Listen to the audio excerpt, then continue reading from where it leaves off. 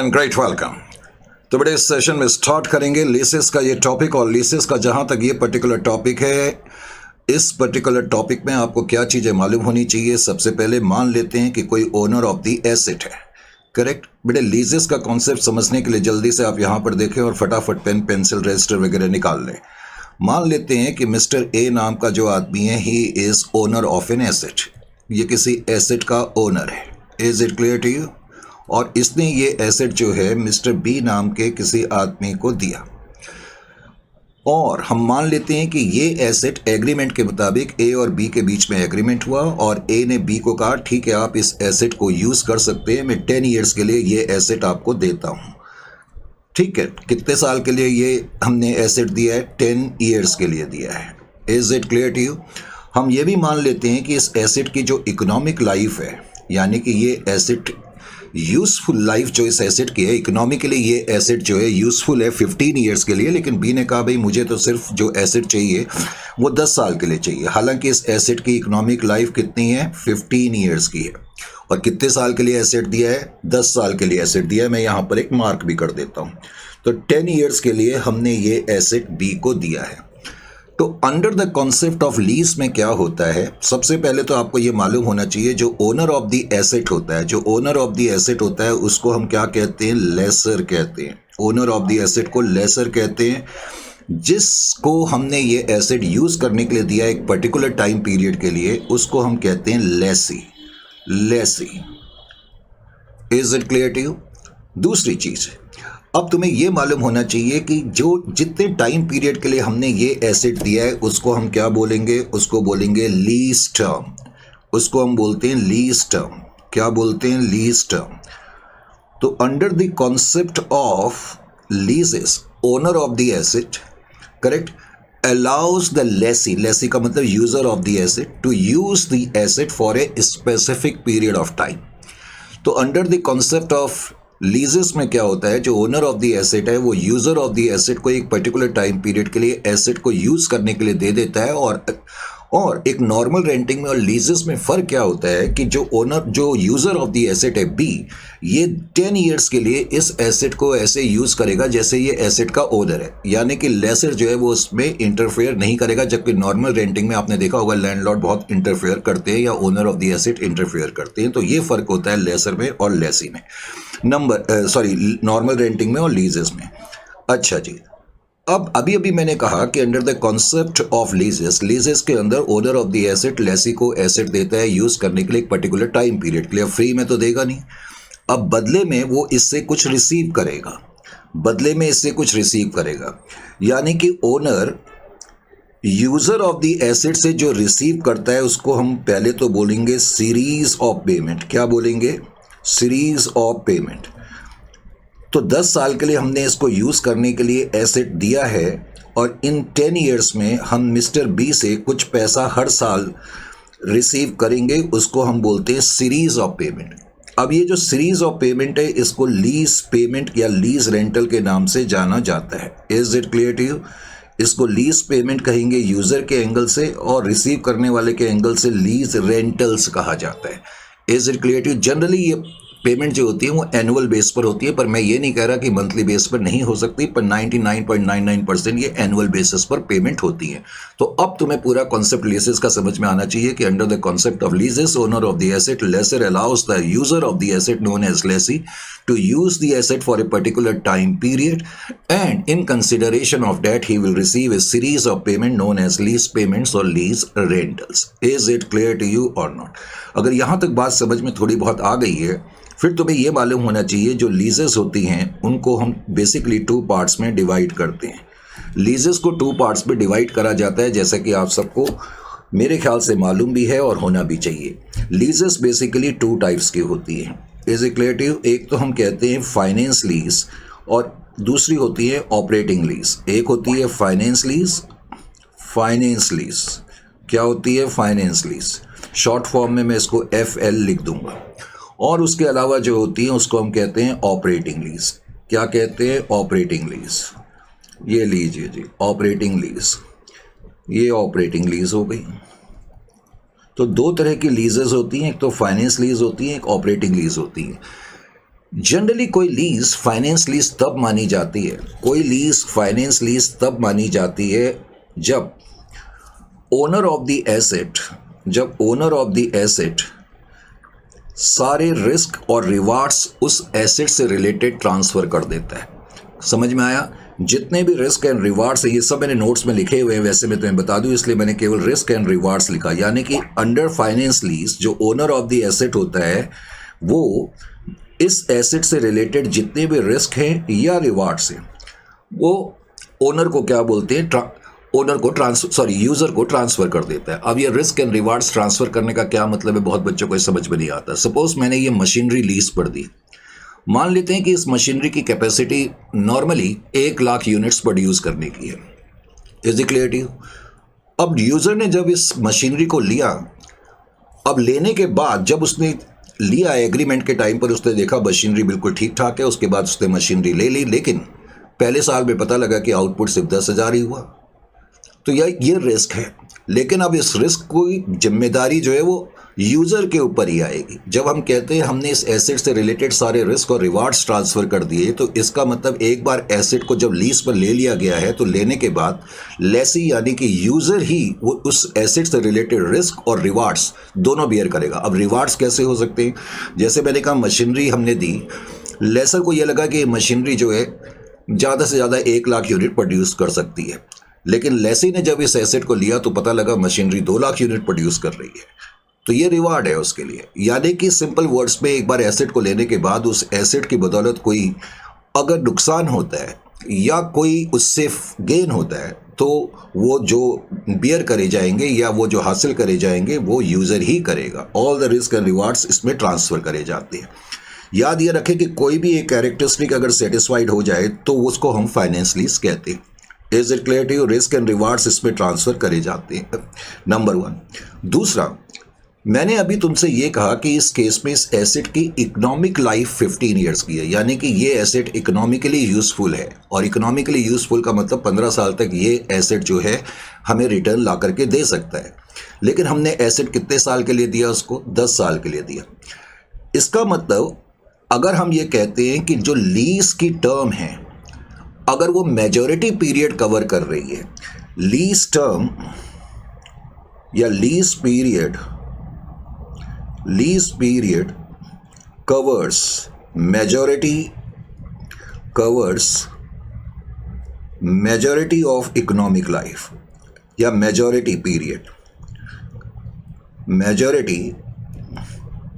Of economic life. इसका क्या मतलब हो गया? देखो, इसका मतलब समझने के लिए इस क्वेश्चन में जो मैंने अभी एग्जांपल दिया, मैंने कहा लीज पीरियड जो है कितना है, वो 10 ईयर्स का है। Is it clear to you? Lease period 10 years का है। अगर मैं 50% ऑफ इकोनॉमिक लाइफ देखूँ, इकोनॉमिक लाइफ कितने की है? 15 साल की। अगर मैं उसका 50% कंप्यूट करूँ तो 7.5 ईयर्स आता है। यानी कि अगर lease period 50% of economic life से ज़्यादा है, इकोनॉमिक लाइफ 15 साल की है, उसका 50% 7.5 ईयर्स है। अगर लीज पीरियड 7 इस केस में इकोनॉमिक लाइफ के 50% से ज़्यादा है तो तब हम कहते हैं वो फाइनेंस लीज होती है। तो हम ये भी कहते हैं कि lease period covers majority period. यहाँ मेजॉरिटी पीरियड का मतलब है majority of economic life. Is it clear to you? और इसमें एक बड़ा पॉइंट होता है, याद रखें इन तीन में से जितनी भी कैरेक्टरिस्टिक है इसमें से कोई भी एक कैरेक्टरिस्टिक सेटिस्फाइड हो जाए तो वो फाइनेंस लीज मानी जाती है। Is it clear to you?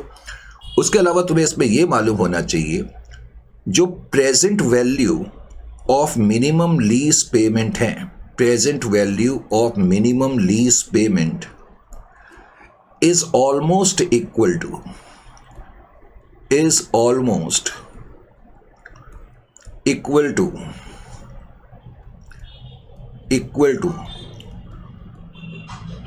Cost या फिर फेयर वैल्यू, कॉस्ट और fair value of the asset, fair value of the asset at the inception, of the assets at the Inception.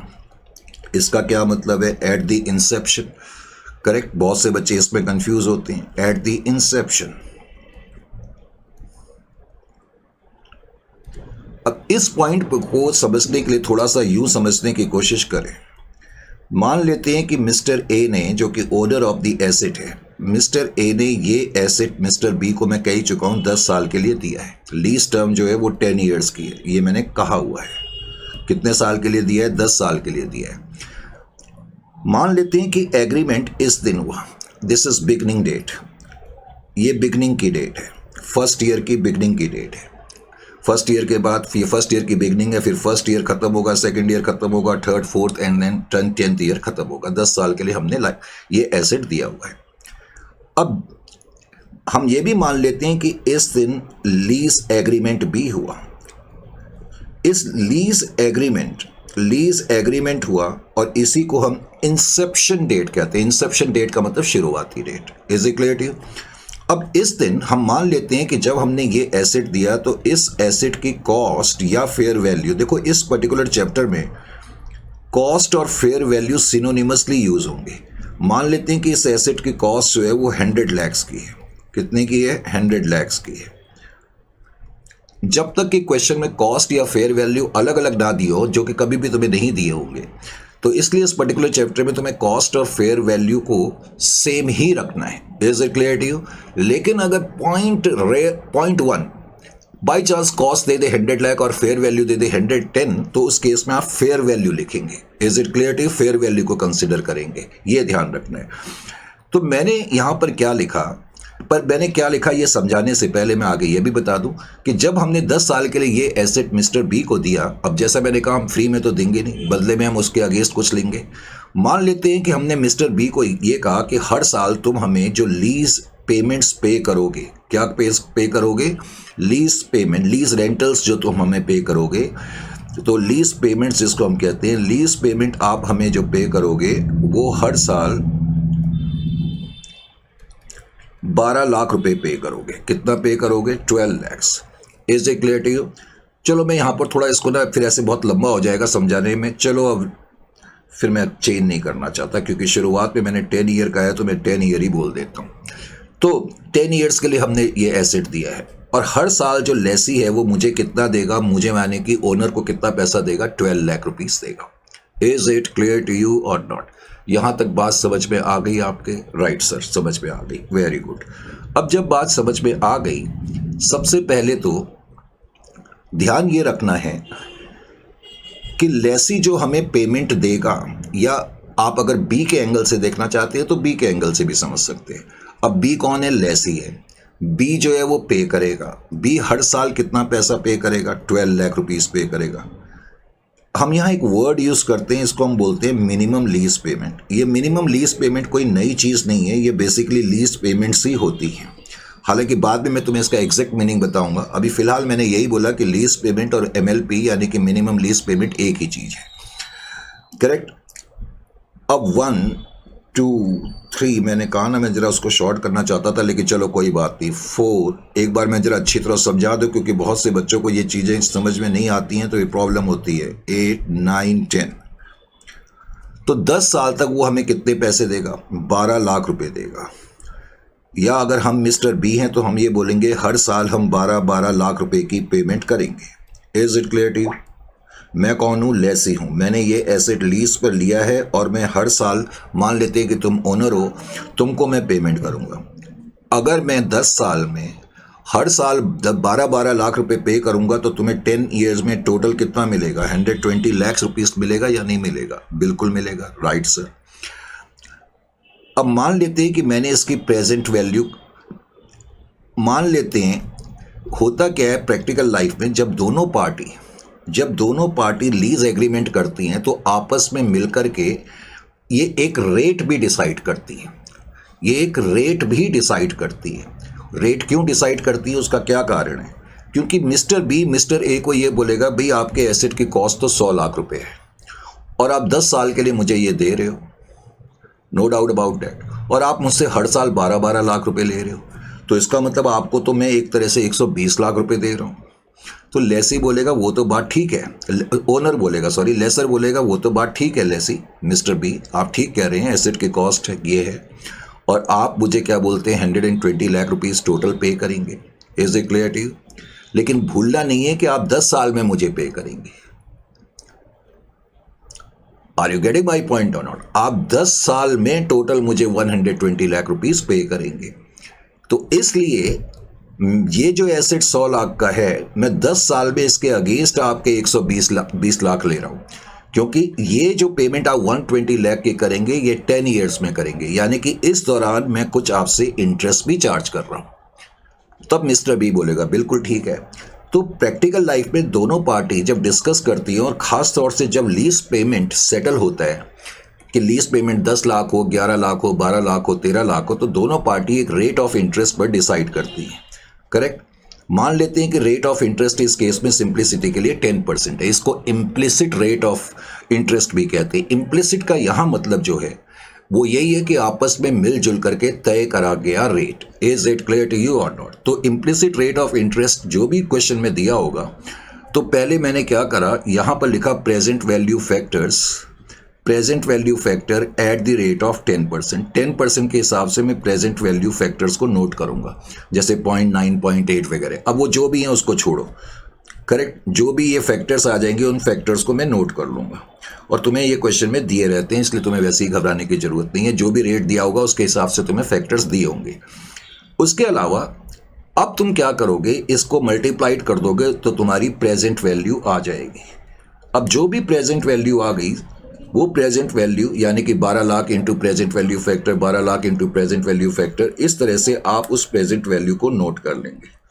फिर उसके बाद इन सब का आप टोटल कर लेंगे। सिंप्लिसिटी के लिए मैंने मान लिया कि जो टोटल जो आ रहा है, जो टोटल आ रहा है वो तकरीबन 115 लाख के बराबर आ रहा है, सिंप्लिसिटी के लिए। करेक्ट? सिंप्लिसिटी के लिए मैंने कहा, मैंने ये माना कि 115, मैंने कोई कैलकुलेशंस नहीं करी, ऐसे ही बताया। तो तुम्हें समझ में आना चाहिए ये तो मिनिमम लीज पेमेंट है, और इसको हम बोलेंगे, ये जो मेरे पास 115 आ गया, या ये जो कॉलम है लास्ट का, इसको मैं ये भी कह सकता हूं this is present value of minimum lease payment. ये present value of minimum lease payment है।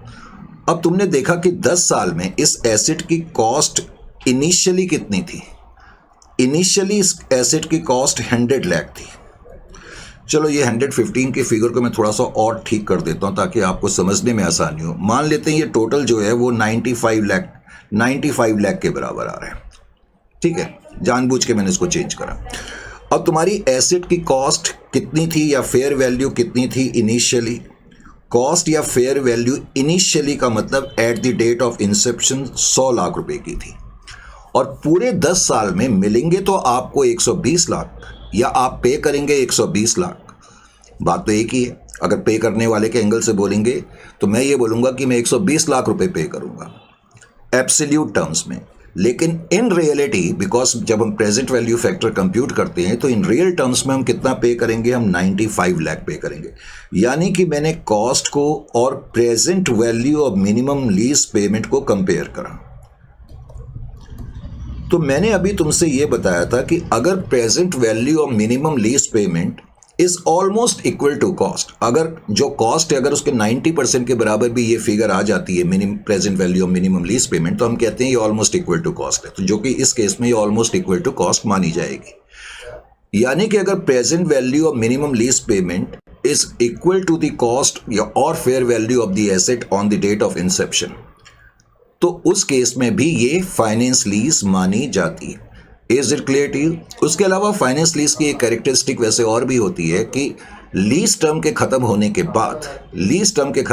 बाद जो लेसी होता है उसके पास एक अधिकार होता है कि वो अपनी लीज टर्म को रेन्यू भी कर सकता है। Is it clear to you और नॉट? समझ में आया?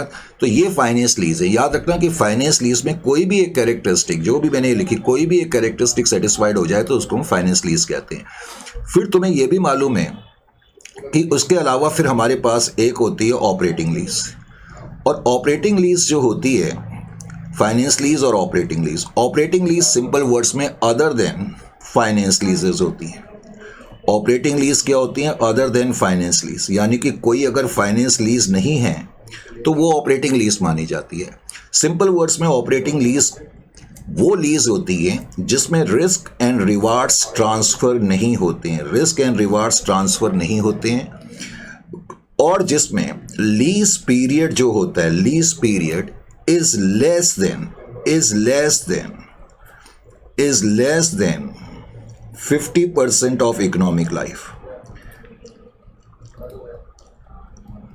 जैसे इस केस में टोटल इकोनॉमिक लाइफ 15 ईयर्स की, उसका 50% 7.5 ईयर्स है। अगर सपोज मैंने ये एसेट इस केस में 6 साल के लिए दिया होता, 5 साल के लिए, 7 साल के लिए दिया होता, तो फिर ये क्या होता, फिर मैं कहता कि lease period is less than 50% of the economic life. Is it clear to you और नॉट? तो ये ऑपरेटिंग लीज होती हैं। अब तुम्हें ये भी पता लग गया फाइनेंस लीज क्या होती हैं, ऑपरेटिंग लीज भी क्या होती हैं, और थोड़ा बहुत तुम्हें मिनिमम लीज पेमेंट और इसके बारे में भी पता लग चुका है। ये चीज़ें तुम्हें मालूम होना चाहिए। अब जहाँ तक सवाल है अकाउंटिंग का, थोड़ा बहुत तुम्हें मालूम होना चाहिए। अब अकाउंटिंग के बारे में तुम्हें क्या मालूम होना चाहिए उसके बारे में मैं यहाँ पर बातचीत कर दूँ। अकाउंटिंग, अब जहाँ तक अकाउंटिंग का सवाल है, लीजिए जी अकाउंटिंग। अब अकाउंटिंग जो मेनली करी जाती है वो फाइनेंस लीज से रिलेटेड करी जाती है। अब फाइनेंस लीज की जो अकाउंटिंग होती है, जाहिर है वो अकाउंटिंग लेसर की बुक्स में भी होगी और लेसी की बुक्स में भी होगी। तो बुक्स ऑफ लेसी, क्योंकि अधिकतर क्वेश्चन तुमसे बुक्स ऑफ लेसी के बारे में ही पूछेगा, बुक्स ऑफ लेसी। तो बुक्स ऑफ लेसी में बेसिकली तुम्हारे लेवल पे क्या पूछा जाता है, और क्या पूछा जाता है वो तो मैं अभी बताऊंगा ही, लेकिन उससे पहले तुम्हें ये मालूम होना चाहिए कि लेसी, अगर ये फाइनेंस लीज का केस है और लेसी अपनी बुक्स में अकाउंटिंग कैसे करेगा। सबसे पहली चीज़ तुम्हें ये मालूम होनी चाहिए, पॉइंट नंबर ए, कि जो लेसी है वो अपनी बुक्स में जब वो फाइनेंस लीज पर कोई एसेट लेता है, फाइनेंस लीज पर, अब आपने एसेट तो ले लिया लीज पर 10 साल तक आपने इसको पेमेंट भी तो करनी है ना। तो जिस दिन आप एसेट लेंगे, करेक्ट, इनिशियल रिकग्निशन का मतलब है जिस दिन आपने इस एसेट को लिया इनिशियली, तो इनिशियली आप इसको कैसे रिकग्नाइज करेंगे? आप अपनी बुक्स में इसको एसेट के रूप में भी रिकग्नाइज करेंगे, करेक्ट, और फाइनेंशियल लायबिलिटी के रूप में भी रिकग्नाइज करेंगे, या लायबिलिटी के रूप में भी रिकग्नाइज करेंगे। क्यों करेंगे? क्योंकि एक एसेट आपके पास आया है और उस एसेट के अगेंस्ट आपने कुछ पेमेंट करनी है। पहले तो क्या मालूम होना चाहिए कि लेसी फाइनेंस लीज को अपनी बुक्स में इनिशियली एसेट के रूप में भी रिकग्नाइज करता है और लायबिलिटी के रूप में भी रिकग्नाइज करेगा। अब दूसरा क्वेश्चन ये होता है कि किस वैल्यू पे हम इसको रिकॉर्ड करेंगे। तो एसेट और लायबिलिटी को जो रिकग्नाइज करा जाता है, इसको जो रिकग्नाइज करा जाता है एट लोअर ऑफ कॉस्ट या फेयर वैल्यू, जो भी उस एसेट की कॉस्ट या फेयर वैल्यू है। मैंने कहा पूरे चैप्टर में तुम्हारे लेवल पे कॉस्ट और फेयर वैल्यू सेम ही होगी। रेयर केस में अगर कभी कॉस्ट और फेयर वैल्यू अलग अलग दी हो तो फिर आप बोलेंगे at lower of fair value और present value of minimum lease payment, present value of minimum lease payment. जैसे कि इसी केस में ये जो एसेट मैंने लिया, इस एसेट की कॉस्ट 100 लाख की थी और रियल टर्म्स में 12 साल में मैं देखो मैं इसको इस तरह से बोलूँगा, एब्सोल्यूट टर्म्स में मैं 120 लाख रुपए पे करूँगा एब्सोल्यूट टर्म्स में, लेकिन रियल टर्म्स में मैं कितने पे करूँगा? 95 लाख पे करूँगा। रियलिटी में तो क्योंकि 120 लाख जो मैं दे रहा हूँ 10 साल में दे रहा हूँ, 10 साल में इसका मतलब 120 की जो रियल वैल्यू रह जाएगी, क्योंकि समय के साथ टाइम वैल्यू ऑफ मनी आपको मुझसे ज़्यादा मालूम है, उसकी वैल्यू कम होती रहती है। तो इसका मतलब रियल टर्म्स में हम 95 लाख पे करेंगे। तो एट लोअर ऑफ, तो इस केस में अगर मैं इसी क्वेश्चन को जारी रखूं तो मैं बोलूँगा कॉस्ट 100 है, 95, इन दोनों में से लोअर क्या हो गया? 95। यानी कि जिस दिन मैंने इस एसेट को लिया उस दिन मैं इस तरीके से एंट्री तुमसे पूछी नहीं जाती, लेकिन मैं एक एंट्री लिखूंगा, asset on finance lease account debit to lease liability account 95 lakh. Is it clear to you और नॉट? अब यहां पर आपके दिमाग में क्वेश्चन आ सकता है, क्वेश्चन आना भी चाहिए। हमने लायबिलिटी रिकग्नाइज करी, जैसे कि इस केस में हमने एसेट और लायबिलिटी रिकग्नाइज करी 95 लाख पर, लेकिन हकीकत में तो हम 120 लाख पे करेंगे ना। हकीकत में तो मैं 120 लाख पे कर रहा हूँ 10 साल में, जबकि मैंने अगर मैं 120 लाख पे कर रहा हूँ तो मुझे लायबिलिटी 120 लाख की रिकग्नाइज करनी चाहिए, लेकिन मैं कितनी रिकग्नाइज कर रहा हूँ? 95 की। तो इन दोनों का जो डिफरेंस हो गया 25 लाख, इनडायरेक्टली इसका मतलब है इन 10 सालों में मैं इतना इंटरेस्ट पे कर रहा हूँ। Is it clear to you और नॉट? इसका मतलब है कि लेसी जो है हर साल कुछ इंटरेस्ट की पेमेंट भी करेगा। अब लेसी हर साल ईयर के एंड में, हर साल ईयर के एंड में, ये तो मैंने कहा बिगनिंग की डेट को हम एंट्री करते हैं और किस वैल्यू पे करते हैं तुम्हें मालूम होना चाहिए। अब ईयर के एंड में लेसी क्या करेगा, जब पेमेंट करेगा तो जो भी उसकी लीज पेमेंट है, जैसे कि मैं हर साल 12 लाख रुपए पे कर रहा हूं, उसको हम लीज पेमेंट बोलेंगे। जो भी हमारी लीज पेमेंट है उस पेमेंट को मैं 2 टुकड़ों में बांटूंगा, क्योंकि हर साल मैं 12-12 लाख रुपए पे कर रहा हूं तो टोटल तो मैं 120 लाख पे कर रहा हूं, जबकि मैंने इसमें लायबिलिटी रिकग्नाइज करी है 95 लाख की। तो इसका मतलब बैलेंस 25 लाख का इंटरेस्ट मैं पे कर रहा हूं। इसका मतलब हर साल जो मैं 12 लाख रुपए पे कर रहा हूं उसके अंदर कुछ तो मैं लीज लायबिलिटी के लिए पे कर रहा हूं, 95 के अगेंस्ट पे करूंगा, और कुछ मैं इंटरेस्ट के अगेंस्ट पे करूंगा। Is it clear to you और नॉट? तो जो हम लीज पेमेंट करेंगे उस लीज पेमेंट को हम 2 पार्ट में डिवाइड करेंगे कि उसमें इंटरेस्ट का पोर्शन कितना है, जिसको हम फाइनेंस चार्ज भी बोलते हैं, कि हर साल हम कितना इंटरेस्ट पे कर रहे हैं, और जितना भी हर साल का इंटरेस्ट होगा वो मैं 12 लाख में से माइनस कर दूंगा, तो जो रिमेनिंग अमाउंट होगा वो ये बताएगा कि हमने लीज लायबिलिटी के लिए इतना पे करा। Is it clear to you और नॉट? समझ में आ गया? तो ये बेसिकली काम करता है। उसके अलावा मैं तुम्हें पहले ही बोल चुका हूं, फाइनेंस लीज के अंदर जो लेसी होता है 10 साल के लिए उसने ये एसेट लिया है, या जितने टाइम पीरियड के लिए भी एसेट लिया है उतने टाइम पीरियड तक वो ओनर माना जाता है और वो डेप्रिसिएशन भी प्रोवाइड करता है। जैसे नॉर्मली ये माना जाएगा कि वही ओनर है। तो मेनली तुमसे एक्चुअली जो क्वेश्चन पूछा जाएगा फाइनेंस लीसेस के केस होगा, और उसमें वो जनरली तुमसे ये पूछते हैं कि लेसी की बुक्स में लेसी इनिशियल डेट को किस वैल्यू पे रिकग्नाइज करेगा। 99.99% ये क्वेश्चन तुमसे पूछा जाता है। Is it clear to you? अच्छा जी, इससे रिलेटेड मैं अभी आगे बढ़ता हूं, लेकिन थोड़ा सा मैं और क्लियर कर दूं। ये तो मैंने बताया अकाउंटिंग फाइनेंस लीज की in the books of lessee में। अब जरा अकाउंटिंग देखें in the books of lessor में। फाइनेंस लीज अब बुक्स ऑफ लेसर में देखें, जो लेसर है वो ओनर है, बुक्स ऑफ लेसर। अब लेसर अपनी बुक्स में किस तरीके से अकाउंटिंग करता है थोड़ा सा तुम्हें यह भी मालूम होना चाहिए। अब लेसर अपनी बुक्स में किस तरीके से, पहले तो लेसर कौन है? ओनर है। ओनर जो होता है इनिशियल डेट को वो अपनी बुक्स में क्या एंट्री करेगा। अब मैं एक ओनर हूं, करेक्ट? मैंने अपना एक एसेट आपको दे दिया 10 साल के लिए, तो इनिशियली जब मैंने 10 साल के लिए दिया तो मेरी बुक्स में जो ये एसेट है अब मैं इसको डी रिकग्नाइज कर दूंगा। सर डी रिकग्नाइज कर देंगे, क्यों? क्योंकि अब नेक्स्ट 10 ईयर्स के लिए तो ओनर आप है ना, मैं थोड़ी ओनर हूं। तो एक तो मैं एसेट को डी रिकग्नाइज करूंगा। क्या करूंगा? एसेट जो मैंने फाइनेंस लीज पर दिया है, एसेट ऑन फाइनेंस लीज जो मैंने दिया है उसको मैं डी रिकग्नाइज कर दूंगा। डी रिकग्नाइज करने के लिए जो एसेट मैंने दिया है उसको मैं क्रेडिट कर दूंगा। लेकिन इन 10 साल में मैं आपसे कुछ पैसा भी तो रिसीव करूंगा। तो एक नया एसेट आ गया, एक एसेट जा रहा है, एक मेरे लिए कुछ चीज आ रहा है, उसको हम बोलते हैं रिसीवेबल अकाउंट। क्योंकि जो एसेट हम आपको दे रहे हैं 10 साल के लिए, और 10 साल के लिए आप इस एसेट को ऐसे यूज कर रहे हैं जैसे कि आप ओनर हैं, तो ये एसेट अब हमारा नहीं रहा, इसलिए हम इसको क्रेडिट कर रहे हैं, और इसके अगेंस्ट हमें आपसे कुछ पैसा रिसीव करना है, इसलिए हमने डेबिट करना है, receivables. Is it clear to you? यहां तक बात समझ में आ गई? अगला क्वेश्चन ये बनता है कि इनिशियल डेट को आप एंट्री तो ये कर देंगे, लेकिन किस वैल्यू पे करेंगे? आप ओनर हैं। अब ओनर अपनी बुक्स में जब फाइनेंस लीज को रिकग्नाइज करता है तो किस वैल्यू पे करता है? द लेसर विल रिकग्नाइज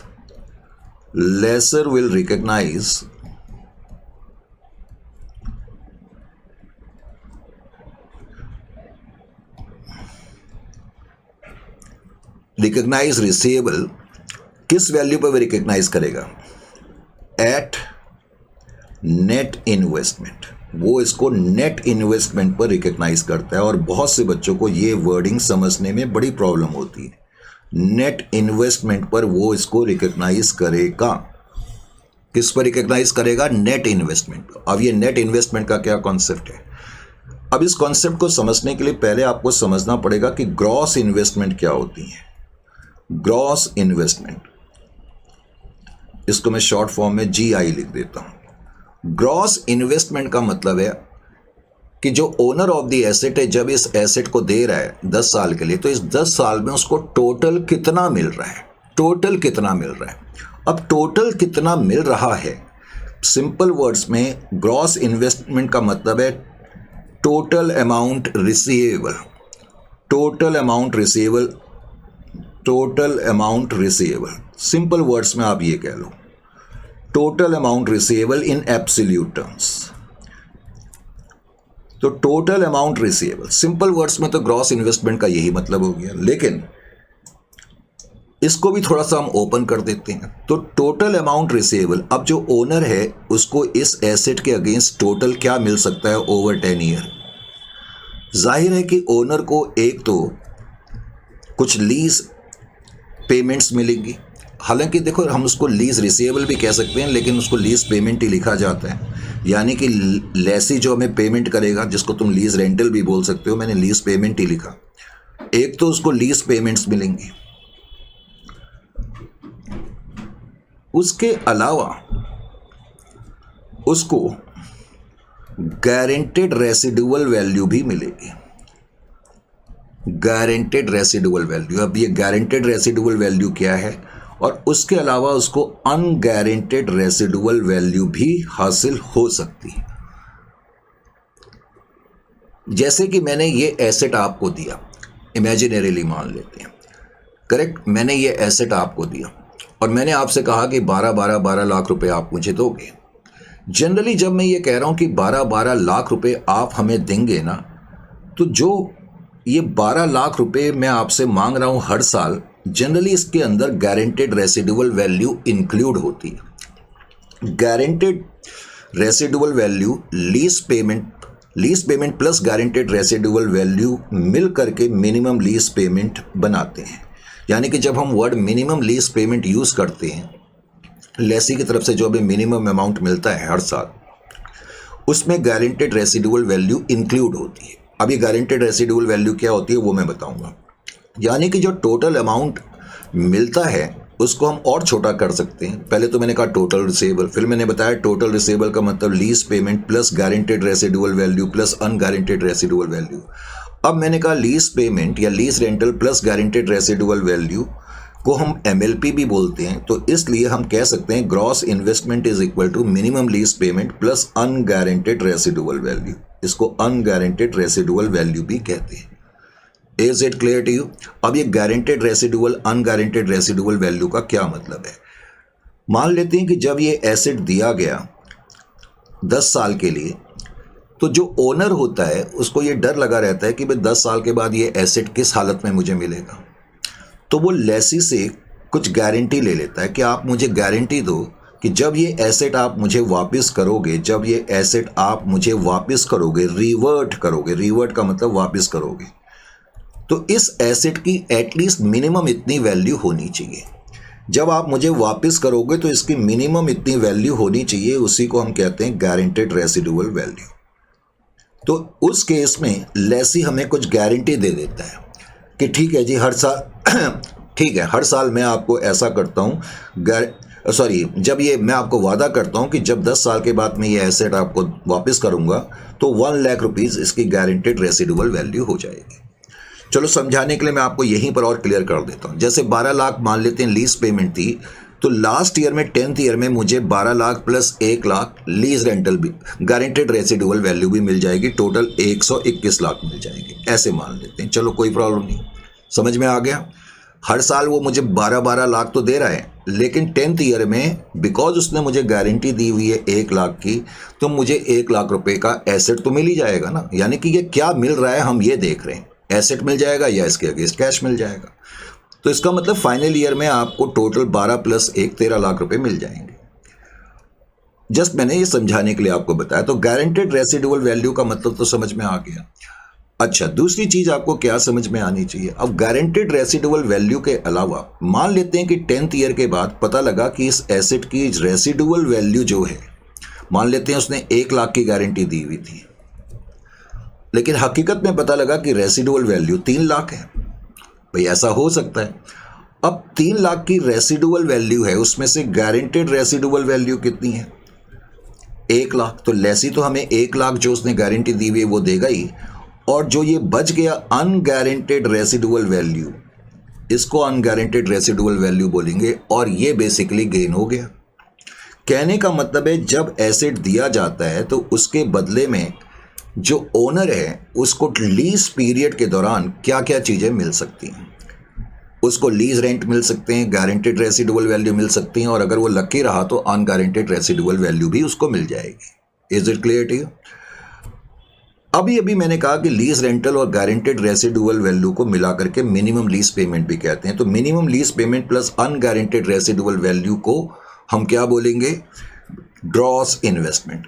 अब मान लेते हैं सिंप्लिसिटी के लिए कि मिनिमम लीज पेमेंट जैसा कि मैंने कहा 121 लाख की है, करेक्ट। 10 साल तक 10 lakh plus guaranteed residual value 1 lakh, तो टोटल 121 लाख मिल गए। देखो 12 लाख रुपए तो हमें मिले ही, 10 ईयर्स तक के लिए मिले 120 लाख, और 10th ईयर में हमें 1 लाख गारंटेड रेसिडुअल वैल्यू के मिल गए, तो 121 लाख मिनिमम लीज पेमेंट हो गई। और अनगारंटेड रेसिडुअल वैल्यू मान लेते हैं कि 2 लाख की है, तो टोटल ग्रॉस इन्वेस्टमेंट कितनी हो गई? 123 लाख की हो गई। Is it clear to you? 123, ये एब्सोल्यूट टर्म्स में। अब हम एक वर्ड यूज करते हैं नेट इन्वेस्टमेंट। अब ये नेट इन्वेस्टमेंट क्या है? नेट इन्वेस्टमेंट वैसे तो मैं कह सकता हूं present value of gross investment.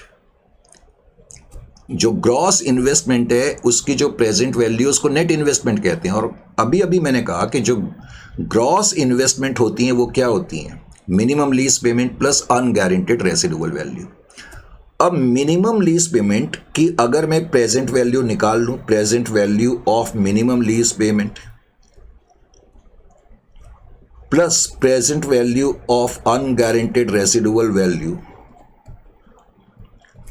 अगर मैं इनकी प्रेजेंट वैल्यू निकाल लूं तो वो नेट इन्वेस्टमेंट बन जाएंगे। अब present value of minimum lease payment मान लेते हैं सिंप्लिसिटी के लिए 95 लाख है, और अनगारंटेड रेसिडुअल वैल्यू की सिंप्लिसिटी के लिए मैंने मान लिया कि 1 लाख रुपए जो है प्रेजेंट वैल्यू है, तो मैं कहूँगा नेट इन्वेस्टमेंट कितने की है? 96 की है। 96 लाख की नेट इन्वेस्टमेंट है। समझ में आ गया नेट इन्वेस्टमेंट? तो जो लेसर है वो शुरुआत में जब ये रिकॉग्नाइज करता है एसेट और लायबिलिटी, नेट इन्वेस्टमेंट की वैल्यू पर करेगा। एक बड़ी चीज, अब तो मैं जब कई बार क्वेश्चन लेसर से रिलेटेड क्या आता है कि लेसर की बुक्स में आप कंप्यूट करके दिखाएं ग्रॉस इन्वेस्टमेंट, सिर्फ तुम्हें कंप्यूटेशन का आएगा और तुम्हें कोई एंट्री वेंट्री से रिलेटेड क्वेश्चन नहीं आएगा। Is it clear to you? What is the amount of gross investment, what is the amount of net investment, और फिर क्वेश्चन तुमसे पूछेगा also compute unearned finance income, unearned finance income। अब ये unearned finance income क्या होती है? जो मेरी ग्रॉस इन्वेस्टमेंट है, जो कि मैंने आपको बताया 123 है, 121 प्लस 2 123, उसमें से मैं नेट इन्वेस्टमेंट माइनस कर दूं, that is equal to 96 lakh. तो जो भी ये बच जाएगा शायद 27, तो ये 27 जो है अनअर्न्ड फाइनेंस इनकम मानी जाती है। Is it clear to you और नॉट? तो किस तरीके से इसको करा जाता है ये तुम्हें अब समझ में आ जाना चाहिए। अब इससे रिलेटेड कुछ क्वेश्चन करते हैं तो आपको समझने में फिर आसानी भी होगी। तो हमेशा की तरह क्वेश्चन करेंगे, तो फटाफट आप अपनी बुक्स वगैरह निकाल लें और क्वेश्चन नंबर 1 से फिर हम स्टार्ट करते हैं। तो बड़े स्टार्ट करेंगे अब क्वेश्चन नंबर 1, और जहां तक क्वेश्चन नंबर 1 का सवाल है, आप देख रहे हैं 2019 जून 5 मार्क्स का ये क्वेश्चन है। वो कहता है A limited has taken the asset on lease from X limited, the following is given to you. सबसे पहले तो ये मुझे बताओ आप इस केस में लेसी कौन है और लेसर कौन है? A has taken the asset on lease, इसका मतलब जो एक्स लिमिटेड नाम की कंपनी है ये तो लेसर है। पहले तो ये चीज़ अच्छी तरह क्लियर हो जानी चाहिए। और ए ने ये एसेट लीज पर लिया है तो ए लिमिटेड जो है वो लेसी है। Is it clear to you? अब इस चीज़ को ध्यान में रखने के बाद अब ये देखें, उसने लिखा है fair value eight the inception of the lease, यानी कि जब इनके बीच में एग्रीमेंट हुआ शुरुआत में इस एसेट की जो फेयर वैल्यू थी वो 14 लाख की थी। कितने की थी? 14 लाख की थी। 14 लाख की फेयर वैल्यू थी। उसके बाद लीज टर्म जो है वो 3 इयर्स की है। लीज टर्म कितने की है? 3 इयर्स की लीज टर्म है। Is it clear to you? फिर मैंने तुम्हें बताया था कि लेसी जो है इस एसेट को जब वो ले रहा है, 14 लाख का ये एसेट है, 3 साल के लिए ले रहा है, हर साल वो हमें कुछ पेमेंट पे करेगा। तो हर साल फर्स्ट ईयर के एंड में, सेकंड ईयर के एंड में, थर्ड ईयर के एंड में वो हमें 6 लाख, 6 लाख और 6 लाख, टोटल 18 लाख रुपीस पे करेगा। और देखें यहाँ पर गारंटेड रेसिडुअल वैल्यू, और थर्ड ईयर में वो हमें 44,000 रुपीज़ और पे करेगा। एक्चुअली 44,000 वो कैश में भी पे कर सकता है, या फिर वो एसेट वापस आ रहा है, उस एसेट की वैल्यू 44 है, तो कहने का मतलब है जो ओनर ऑफ द एसेट है उसको 6 लाख, 6 लाख, 6 लाख प्लस 44,000 रुपीज़ का बेनिफिट और मिल रहा है। Implicit rate of return, implicit rate of interest 15% per annum है। मैंने तुम्हें बताया था कि तुम्हें प्रेजेंट वैल्यू क्वेश्चन में गिवन होती हैं। तुम्हें प्रेजेंट वैल्यू दी हुई है, प्रेजेंट वैल्यू फैक्टर एट 15%। वो कह रहा है फर्स्ट ईयर के एंड में इतना फैक्टर है, सेकंड ईयर में इतना है और थर्ड ईयर के एंड में इतना फैक्टर है। और मैंने तुमसे कहा भी था, और वही चीज़ यहाँ पूछी गई है, calculate the value of the asset to be considered by A limited. A कौन है? लेसी है। मैंने तुम्हें ये बताया था कि लेसी अपनी बुक्स में, क्वेश्चन ये पूछ रहा है कि इंसेप्शन के दिन लेसी अपनी बुक्स में इस एसेट को किस वैल्यू पे रिकग्नाइज करेगा। क्वेश्चन है तो सिर्फ एसेट के बारे में ही पूछा है, वैसे वो एसेट और लायबिलिटी दोनों को जो रिकग्नाइज करेगा, फेयर वैल्यू या फिर present value of minimum lease payment, दोनों में से जो छोटी फिगर है। लेकिन इस क्वेश्चन में एक चीज़ और पूछ ली है, वो कह रहा है ऑल्सो कैलकुलेट द इंटरेस्ट, कि हर साल लेसी कितना इंटरेस्ट पे करेगा। तो सबसे पहले तो बुक्स ऑफ ए आप लिखेंगे, यानी कि लेसी। मैंने अभी तुम्हें बताया था, वही चीज़ मैंने यहाँ लिखी है कि इनिशियली लेसी जो अपनी बुक्स में एसेट को रिकग्नाइज करता है, या तो फेयर वैल्यू या कॉस्ट, और या फिर present value of lease payment, दोनों में से जो छोटी फिगर होगी। अब आपको मेनली इसमें प्रेजेंट वैल्यू पहले कंप्यूट करनी पड़ेगी, तो calculation of present value of minimum lease payment. Calculation करने के लिए आप सबसे पहले तो लिखें ईयर 1, 2, 3, लीज रेंटल्स तुम्हें दिए हुए हैं, या लीज पेमेंट भी आप लिख सकते हैं 6 लाख, 6 लाख। और देखो मैंने फाइनल ईयर में 6 लाख 44 क्यों लिखा? 6 lakh plus 44,000 guaranteed residual value. तो ये तो मैं एब्सोल्यूट टर्म्स में पे कर रहा हूँ। 3 साल में टोटल अमाउंट जो मैं पे करूंगा 18 लाख 44,000, लेकिन मैं लायबिलिटी इतनी पर बुक नहीं करूंगा। लायबिलिटी कितने पर बुक करूंगा? हर साल की जो पेमेंट है उसको हर साल के प्रेजेंट वैल्यू फैक्टर से मैं मल्टीप्लाइड कर दूंगा। करेक्ट? मल्टीप्लाइड करने के बाद जो टोटल आएगा, इसको हम क्या बोलते हैं? प्रेजेंट वैल्यू, जिसको तुम सिंपल वर्ड्स में डिस्काउंटेड वैल्यू भी कह सकते हो। तो present value of minimum lease payment आपकी इतनी है। Is it clear? तो इसका मतलब है कि इस केस में, क्योंकि क्वेश्चन ने हमसे एक तो ये पूछा है किस वैल्यू पर हम इनिशियली रिकग्नाइज करेंगे, तो present value of lease payment इतनी निकली जो अभी मैंने निकाली, और वो कम है फेयर वैल्यू से। तो इसका मतलब है कि लेसी एसेट और लायबिलिटी को बुक करेगा इनिशियली इस वैल्यू पे 13,98,108 पर। अब लेसी ने ये बुक कर लिया। बुक करने का मतलब है उसने ये रिकग्नाइज कर लिया कि मेरी लायबिलिटी 13,98,108 की है। अब लेसी हर साल कितना इंटरेस्ट पे करेगा, ये कैसे कंप्यूट करते हैं ये भी आप देख लें।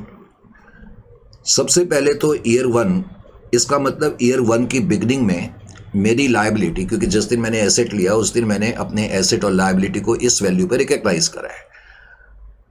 अब मैं यहाँ पर एक कॉलम बनाऊंगा, उसमें मैं लिखूंगा फाइनेंस चार्ज। अब मैं लिखूंगा 15%। अब 15% 13,98,108 का जब मैं कंप्यूट करूंगा तो वो इतना आ जाएगा 209,716। Is it clear to you? यानी कि फर्स्ट ईयर के एंड में देखो मेरी लायबिलिटी इतनी थी, अब फर्स्ट ईयर के एंड में मेरा इंटरेस्ट इतना बन गया 209,716। जाहिर है जब इंटरेस्ट ड्यू हो जाएगा तो एक तरह से लायबिलिटी बढ़ रही है। अब मैं फर्स्ट ईयर के एंड में उसको कितनी पेमेंट करूंगा? अब फर्स्ट ईयर के एंड में वैसे तो मैंने टोटल पेमेंट 6 लाख की करनी है, मैं 6 लाख इसमें से माइनस कर दूं तो मुझे पता लग सकता है कि टोटल पेमेंट कितनी बची हुई है। टोटल पेमेंट अब जो बच गई है, पेमेंट जो बच जाएगी 10,07,824। लेकिन इस कॉलम में मैंने तुम्हें यह दिखाया हुआ है कि हम लीज लायबिलिटी के अगेंस्ट कितना पे कर रहे हैं। रीपेमेंट का मतलब है लीज लायबिलिटी के अगेंस्ट में कितना पे कर रहा हूं। तुम ये भी दिखा सकते हो कि लीज लायबिलिटी के अगेंस्ट में कितना पे कर रहा हूं। कैसे? पहली किस्त आप जो पे करोगे 6 लाख की है, लेकिन उस 6 लाख के अंदर आपका इंटरेस्ट इतना माना जाएगा 209716। अगर आप 6 लाख में से इसको माइनस कर दोगे तो इसका मतलब इतना आपने लीज लायबिलिटी के लिए पे करा है। Is it clear to you? और बैलेंस देखना चाहते हो कितना बच गया, तो आप ऐसे देख सकते हो, जो आपकी शुरुआती लायबिलिटी है उसमें जो इस साल का इंटरेस्ट है वो तुम ऐड कर दो और टोटल जो है माइनस कर दो जो आपने पेमेंट इस साल करी है 6 लाख की, तो आपकी लायबिलिटी इतनी बन जाएगी। Is it clear to you? यानी कि फर्स्ट ईयर के एंड में अब इतना बैलेंस हमारा बच गया। इसी तरह अब मैं सेकेंड ईयर की बिगनिंग में इस बैलेंस को लिख लूँगा। Is it clear to you?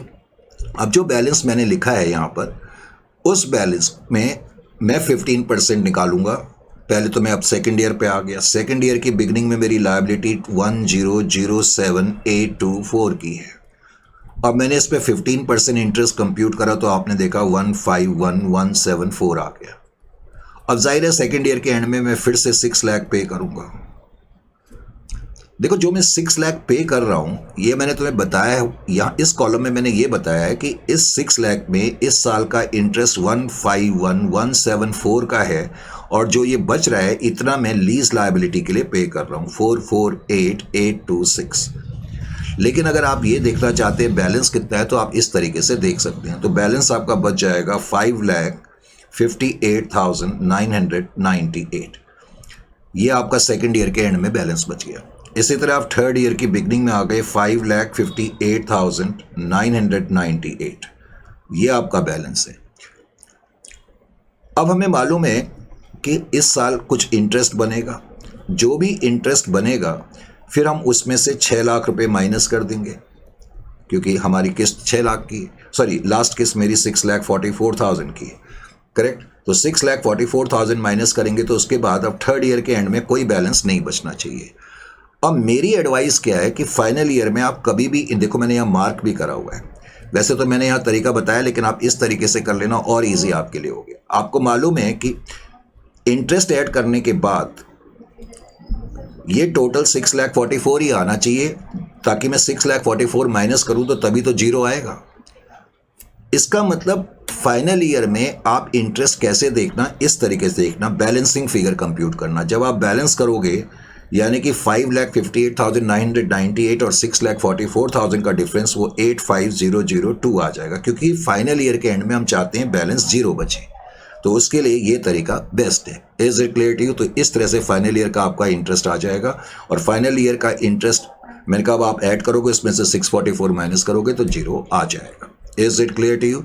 तो इंटरेस्ट उसने वैसे पूछा है तो इंटरेस्ट की पेमेंट मैंने आपको बता दी है। अब उसके बाद क्वेश्चन नंबर 2 जो है वो 2015 में भी आया हुआ है और दिसंबर 2021 में भी आया हुआ है। मज़ेदार बात है 2015 में सेम क्वेश्चन 8 मार्क का आया है और 2021 में ये 6 मार्क का आया है। एनीवे, वो कह रहा है L Limited leased machinery to T Limited on the following terms. अब मुझे इस केस में पहले तो आप ये बताएं कि जो एल नाम का आदमी है और जो टी नाम का आदमी है, इसमें से लेसर कौन है? एल जो है वो लेसर है, क्योंकि उसने मशीनरी लीज पर दी है, जिसको दी है वो लेसी है। अब तुम्हें इस क्वेश्चन में भी दिया हुआ है कि फेयर वैल्यू, पहली बात तो अब की बार क्वेश्चन में लीज टर्म जो है वो 5 ईयर्स की है, ये तुम्हें क्वेश्चन में दे दिया है 5 ईयर्स की लीज टर्म है।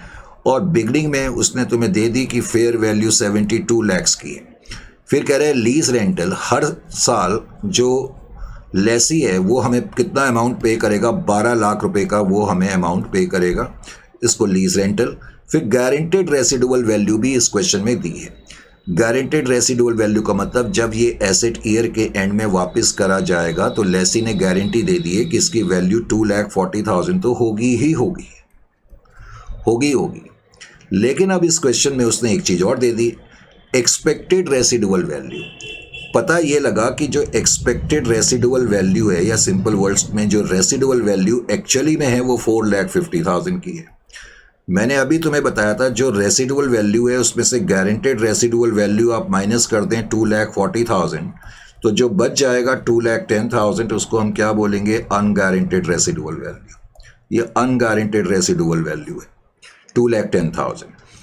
इंटरनल रेट ऑफ रिटर्न या इम्प्लिसिट रेट ऑफ रिटर्न एक ही चीज़ है और उसके फैक्टर्स तुम्हें दिए हुए हैं, 5 सालों के फैक्टर्स तुम्हें दिए हुए हैं। ये तुम्हें क्वेश्चंस में हमेशा, ये 5वें साल का फैक्टर है। तुम्हें 5 साल के फैक्टर्स जरूर दिए होंगे। अब इस क्वेश्चन में क्या पूछ रहा है, इस क्वेश्चन में वो ये लेसी की बुक्स में नहीं पूछ रहा, वो कह रहा है ग्रॉस इन्वेस्टमेंट कंप्यूट। तो हमें मालूम है कि gross investment, net investment, unearned finance income, ये जो टर्म्स होती हैं इनका ताल्लुक लेसर से होता है। तो इनडायरेक्टली वो लेसर की बुक्स में तुमसे पूछ रहा है कि ग्रॉस इन्वेस्टमेंट आपको दिखानी है। और अभी अभी मैंने आपको ग्रॉस इन्वेस्टमेंट का मतलब बताया था, तो नहीं भी याद है तो वैसे तो मैंने यहाँ सब कुछ लिख दिया है, करेक्ट, आप यहाँ देख सकते हैं। लेकिन अभी मैंने देखो यहाँ बताया था कि lease rent plus guaranteed residual value plus unguaranteed residual value, ये ग्रॉस इन्वेस्टमेंट होती है कि टोटल लेसर को कितना मिल रहा है। फिर मैंने बताया था लीज रेंटल और जीआरवी को ऐड मिला दें तो वो एमएलपी बन जाती है, मिनिमम लीज पेमेंट। ये present value of minimum lease payment नहीं है, मिनिमम लीज पेमेंट और अनगारंटेड रेसिडुअल वैल्यू। इसमें से मैं माइनस कर दूं नेट इन्वेस्टमेंट। नेट इन्वेस्टमेंट का मतलब होता है present value of guaranteed gross investment, और इन दोनों का जो डिफरेंस होता है वो अनअर्न्ड फाइनेंस इनकम होता है। अब इस केस में आपको क्या करना होगा, आपको बेसिकली ग्रॉस इन्वेस्टमेंट फाइंड करनी पड़ेगी, नंबर 1। तो ग्रॉस इन्वेस्टमेंट फाइंड करने के लिए सबसे पहले आपको क्या करना पड़ेगा, देखिए जी यहाँ पर ईयर 1, 2, 3, 4, 5 आपको जो लीज रेंटल्स मिल रहे हैं 12 लाख 12 लाख 12 लाख 12 लाख, 5वें साल में देखो यहाँ पर 12 लाख प्लस 2,40,000 मैंने यहाँ लिख दिया है, यानी कि 5th ईयर में आपको टोटल 12,50,000 मिल रहे हैं। पहले तो मैंने यहीं तक लिखा, यानी कि ये जो 62,40,000 आ रहा है ये क्या बता रहा है कि मिनिमम लीज पेमेंट इतनी है। अभी मैंने कहा कि lease rental plus guaranteed residual value minimum lease payment होती है। फिर मैंने कहा कि मिनिमम लीज पेमेंट में अनगारंटेड रेसिडुअल वैल्यू जो कि 2,10,000 थी वो भी ऐड कर दें तो ग्रॉस इन्वेस्टमेंट हमारे पास निकल आती है। इसका मतलब ये 64,50,000 आपके पास ग्रॉस इन्वेस्टमेंट आ चुकी है, ग्रॉस इन्वेस्टमेंट आ गई, सिंपल है। लेकिन मैंने साथ साथ क्या करा, जो ये लीज पेमेंट मिल रही थी हर साल उनको मैंने प्रेजेंट वैल्यू फैक्टर पहले लिखा, 1st ईयर का, 2nd ईयर का, 3rd ईयर का, 4th ईयर का और 5th ईयर का।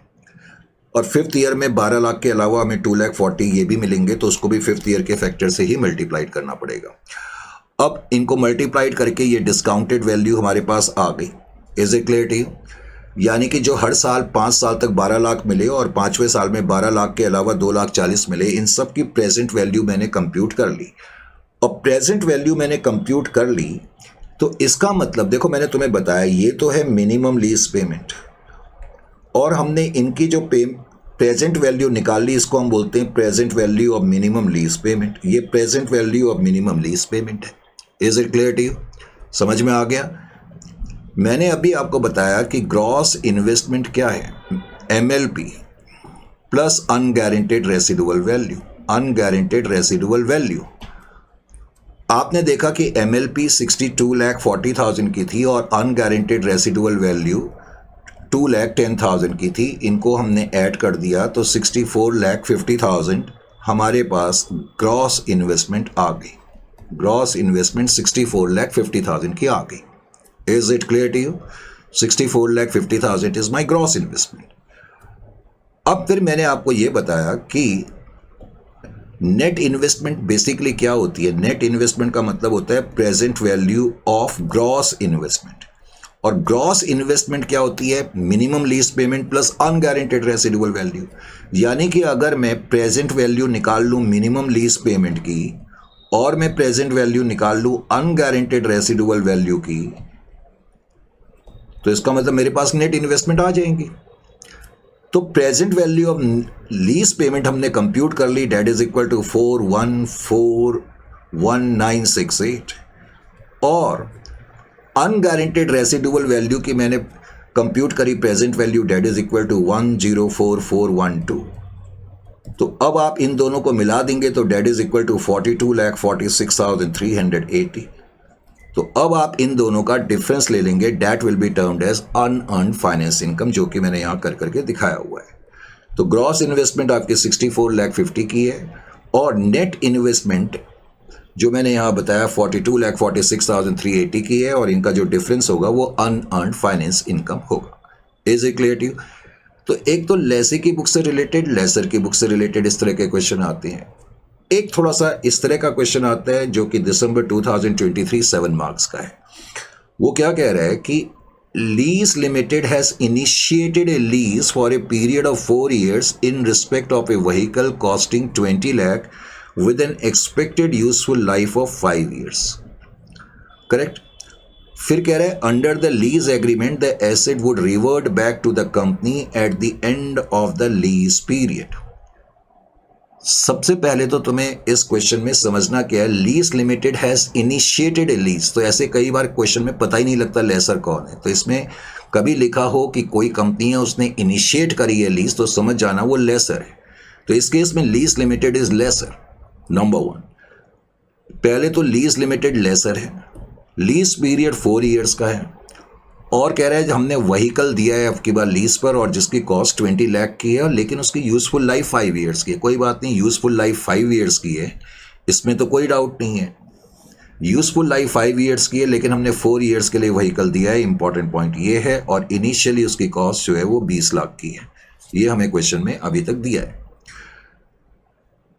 उसके बाद कह रहा है the other information in respect of lease agreement is. Other information क्या है? पहले तो कह रहा है unguaranteed residual of value of the asset after the lease term is estimated at 2,50,000। Lease term के खत्म होने के बाद अनगारंटेड रेसिडुअल वैल्यू तुम्हें दी हुई है। अनगारंटेड रेसिडुअल वैल्यू 2.5 लाख रुपए की तुम्हें दी हुई है। फिर तुम्हें इम्प्लिसिट रेट ऑफ रिटर्न 10% यहां पर दिया हुआ है। अब यहां पर एक लाइन ये लिखी है, और ये लाइन समझना जरूरी है इस तरह के क्वेश्चन को सॉल्व करने के लिए। वो कह रहा है annual lease payments have been determined in such a way that the present value of lease payment plus residual value is equal to the fair value of the cost of the asset. क्या मतलब निकला? देखो इस case में problem क्या है। इस case में प्रॉब्लम यह है कि तुमने एसेट 4 साल के लिए दिया तो है, लेकिन हर साल तुम्हारे लीज रेंटल या एनुअल लीज रेंटल कितने हैं ये तुम्हें मालूम नहीं है। ये तुम्हें मालूम नहीं है।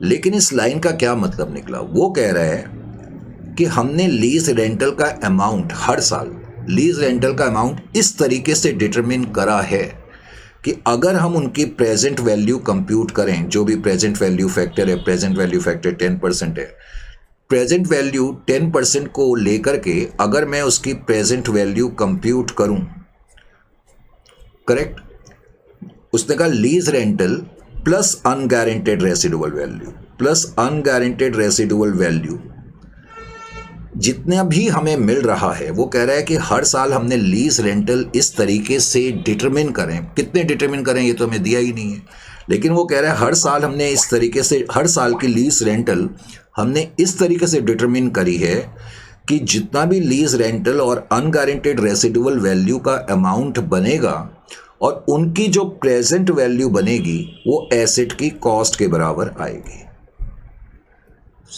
फिर से सुने, ये टफ लाइन है। वो कह रहा है कि हर साल हमने लीज रेंटल इस तरीके से डिटरमिन करे हैं कि lease rental plus unguaranteed residual value की जो टोटल प्रेजेंट वैल्यू होगी, जो टोटल प्रेजेंट वैल्यू होगी वो कॉस्ट के बराबर होगी। इनडायरेक्टली इस क्वेश्चन में वो क्या कह रहा है कि जो तुम्हारी कॉस्ट है, जो तुम्हारी कॉस्ट है that is equal to present value of minimum lease payment. वो यही तो कह रहा है कि हमने इस तरीके से लीज रेंटल को डिटरमिन करा है कि present value of minimum lease payment plus present value of unguaranteed residual value is equal to the cost है। ये तुम्हें क्वेश्चन में इशारा होता है इस तरह के क्वेश्चन में, क्योंकि इस तरह के क्वेश्चन में तुम्हें फाइंड ये करना है हर साल एनुअल रेंट कितना है, और उसके अलावा वो ये भी कह रहा है कि अनअर्न्ड फाइनेंस इनकम भी कंप्यूट करो। तो ये चीज़ इसमें समझना जरूरी है। अगर ये चीज़ समझ में आ जाती है, ये लाइन समझ में आ जाती है, तो फिर इस तरह के क्वेश्चन जो कि बच्चों को लगता है पता नहीं कितना इसमें मुश्किलात है करने में, ये बहुत ही आसान हो जाते हैं। और देखें यहाँ पर सबसे अच्छा इस क्वेश्चन में तुम्हें आगे ये भी दिया हुआ है, कह रहे find out the amount of annual lease payment, ये तो मैंने कहा पूछेगा ही, और unearned finance income from the point of view of the lessor. और तुम्हें क्वेश्चन में लिखा हुआ है, कह रहे present value of present value of residual value of the fourth year at the rate of 10% is 0.680। अच्छा, ये भी मैं थोड़ा क्लियर कर दूं, कई बच्चों को थोड़ी कंफ्यूजन होती है, इसलिए मैं ये बेसिक चीजें भी बताता रहता हूं। ये जो 10% के हिसाब से फैक्टर दिया है, फर्स्ट ईयर का फैक्टर कितना है, सेकेंड ईयर का कितना है, थर्ड ईयर का कितना है, फोर्थ ईयर का कितना है, ये नहीं दिया उसने क्वेश्चन में।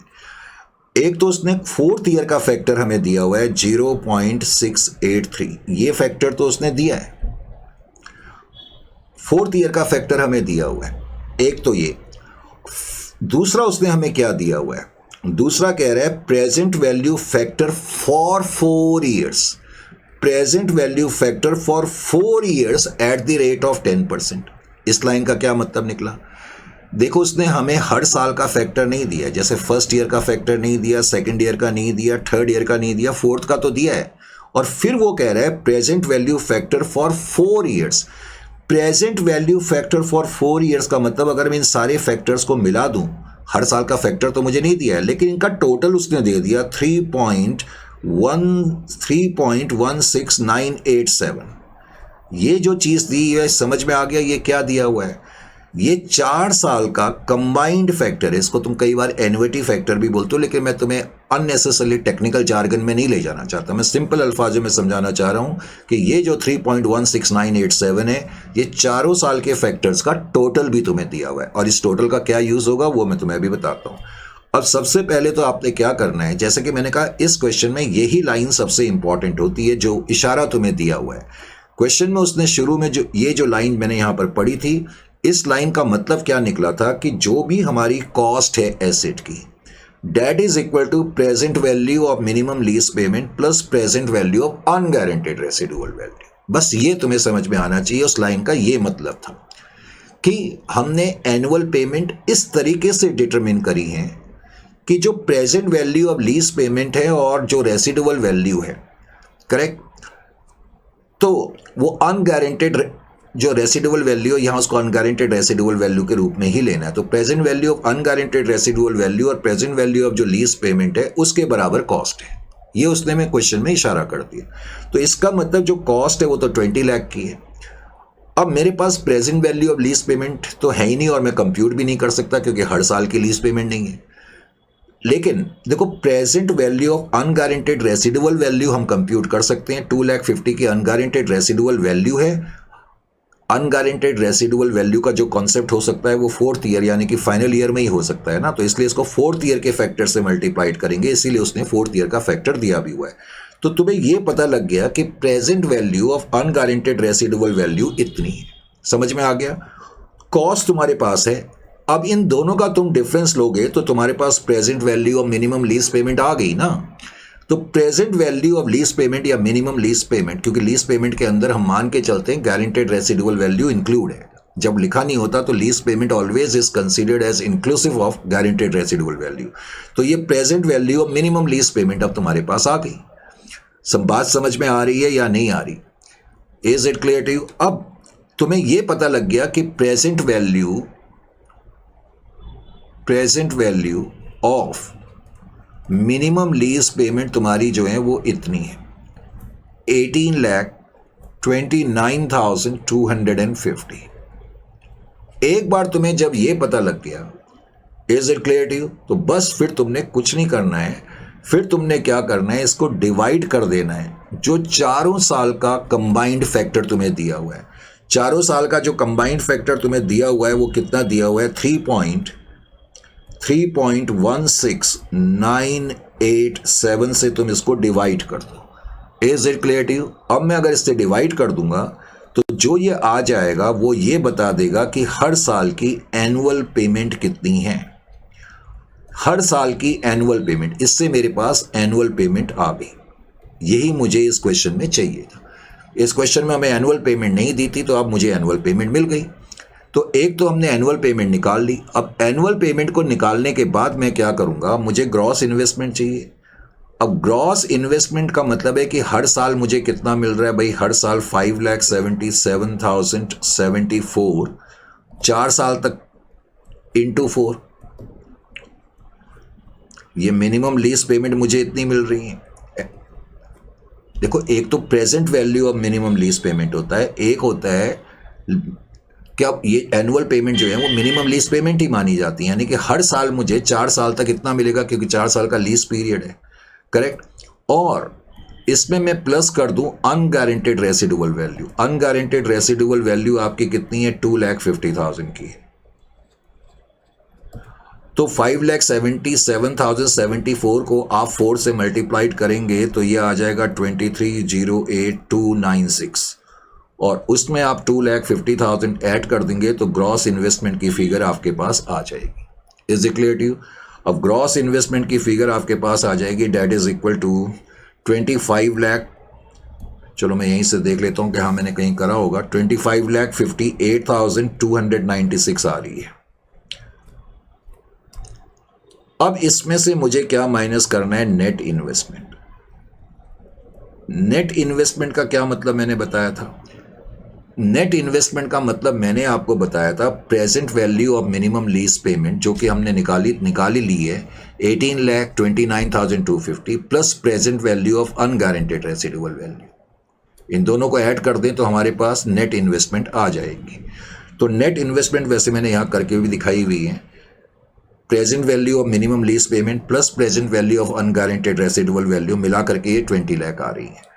तो 25,58,000 में से आप 20 लाख माइनस कर देंगे तो अनअर्न्ड फाइनेंस इनकम आपकी इतनी आ जाएगी। और ये जो क्वेश्चन है बिल्कुल इसी क्वेश्चन का कजिन है, इसलिए आप इसको आसानी से खुद कर सकते हैं। Is it clear to you? इस क्वेश्चन में बाद में आप देखेंगे आपको कॉस्ट दी हुई है, आपको अनगारंटेड रेसिडुअल वैल्यू दी है, इसमें 3 साल का पीरियड है, 3 साल का थर्ड ईयर का फैक्टर तुम्हें क्वेश्चन में दिया है, तो तुम क्या कर लोगे? Present value of unguaranteed residual value निकाल लोगे। फिर कॉस्ट में से ये माइनस करके तुम्हारे पास present value of lease payment आ जाएगी। यहाँ मैंने वैसे ऐसे करके दिया है, तुम चाहो तो डायरेक्टली कर सकते हो। अब ये जो प्रेजेंट वैल्यू है, जो present value of lease payment, जिसको present value of minimum lease payment भी कहते हैं, वो तुम्हारी 5,54,922 की आएगी। बस तुम इसको क्या करना, जो तुम्हारा एन्युटी फैक्टर है, जो कि इस केस में, यानी कि इस केस में 3 साल का कंबाइंड फैक्टर तुम्हें दिया है 2.24868 तुम्हें दिया होगा, तो इससे तुम्हारे पास एनुअल पेमेंट निकल आएगी 246,777। बस ये पेमेंट आ गई तो तुम्हें पता लग गया कि एनुअल पेमेंट हर साल की इतनी है, हर साल की मिनिमम लीज पेमेंट इतनी है, करेक्ट। तो ग्रॉस इन्वेस्टमेंट तुम्हारी कितनी हो जाएगी? क्योंकि 3 साल के लिए तुमने दिया है, हर साल इतनी पेमेंट मिल रही है, उसको इंटू 3 कर देना और उसमें अनगारंटेड रेसिडुअल वैल्यू ऐड कर देंगे तो हमें पता लग गया ग्रॉस इन्वेस्टमेंट इतने की है। फिर उसके अलावा present value of minimum lease payment तो है ही हमारे पास, और present value of unguaranteed residual value add कर देंगे तो नेट इन्वेस्टमेंट आ जाएगी। इन दोनों का डिफरेंस जो है वो आपका अनअर्न्ड फाइनेंस इनकम आ जाएगा। तो इस तरीके से आप इसको कर सकते हैं। Is it clear to you और नॉट? समझ में आ गया? तो ये था आपका लीजेस। आसान चैप्टर है, कोई मुश्किल नहीं है, हालांकि बच्चों को बहुत मुश्किल लगता है, लेकिन कोशिश हमने करी है कि जितना आसान हो सके उतना बनाया जाए। तो मिलते हैं नेक्स्ट सेशन में किसी नए चैप्टर के साथ।